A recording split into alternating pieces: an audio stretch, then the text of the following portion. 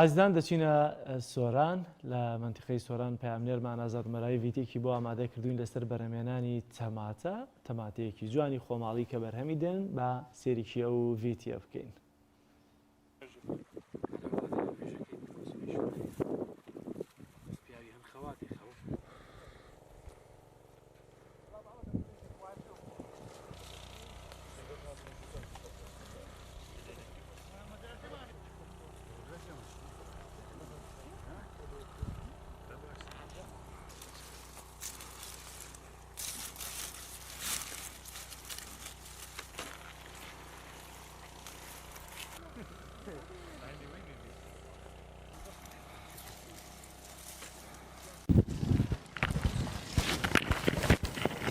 سەرەتا بە خێراتنی کەمە بە ڕێزەکەتان دەکەین کە ئەمڕۆ ئەمە تەماتە لێکەین و لە بناری چای حەسەن بەگ بەخۆ دانیشتووی گوندی هەسنانین. ئێستا لێ بەعام خەڵکی تەماتە لێکردن هەمووش بە زۆری ئێرە لۆ زراعەت و کشتوواکردن شوێنێکی زۆر بە پیتوبەرەکەتە، بەڵام حکوومەت هاوکاریمان ناکە بە پێی پێویست.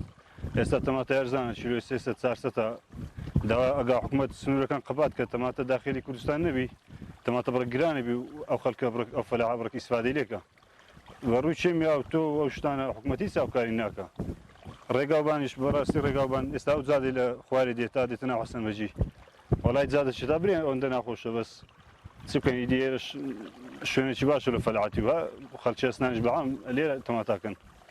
ئاو هەوا چ خۆشیە و شوێنێکی کوێستانە و تەماتەکەشی جوانە جا ئێستا لێکی تۆ خەریکە باری تەواوکەی.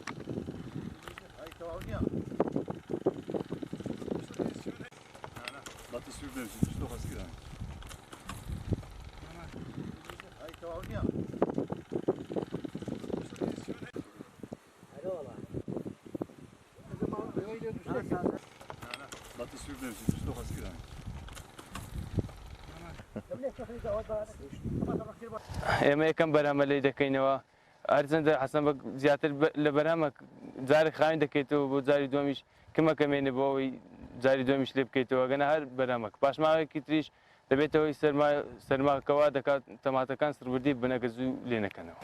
چای حەسەن بەگ لەبەر ئەوەیەکەوە تەماتەکانی درانگ پێدەگات چونکە کەشواوەکەی مەیلە و ساردی دەچێت و ئەوە شوا دەکاتکەوە بەروبوومەکەی درانگ پێ بگات و ئەوش دەبێت هەنجی ڕەوانەی بازار دەکەین و کەوا هەرچەندە سعرێکی کەمە بەڵام باشترە.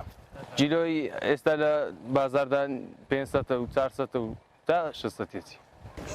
لە کشتتوواڵی زیاتر تەماتە کرێ خیارەکرێ کودیەکرێ بەڵام زیاتر تەماتێ سەر ڕای پیشەی قوتابی یعنی زۆربەی خەڵکی گوند قوتابینە دێن هاوینان لەگەڵ ماڵە باوکیانیان ماڵیاوان دێن تەماتە و توشتی ئاوا لێکەنە.